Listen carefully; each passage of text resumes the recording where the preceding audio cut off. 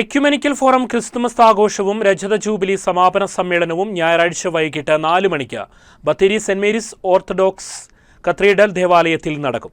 പരിപാടിയുടെ ഉദ്ഘാടനവും ക്രിസ്തുമസ് സന്ദേശവും മാനന്തവാടി രൂപത സഹായമെത്രാൻ അലക്സ് താരാമംഗലം നിർവഹിക്കും. കരോൾഗാന മത്സരം, ക്രിസ്തുമസ് പാപ്പ മത്സരം എന്നിവ സംഘടിപ്പിക്കും.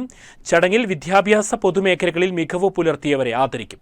വിവിധ ക്രൈസ്തവ സഭകളും അനുബന്ധ സ്ഥാപനങ്ങളും കോൺവെന്റുകളും പരിപാടിയിൽ പങ്കെടുക്കുമെന്നും ഭാരവാഹികൾ വാർത്താസമ്മേളനത്തിൽ പറഞ്ഞു.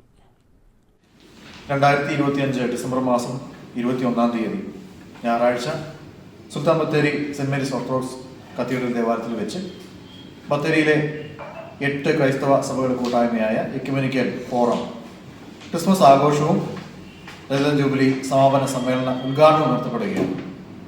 ഉദ്ഘാടനവും ക്രിസ്തുമസ് സന്ദേശവും നൽകുന്നത് മാനന്തവാടി രൂപത സഹായമെത്രാൻ അഭിയന്ത്യ അലക്സ് താരാമംഗലം പിതാവാണ്.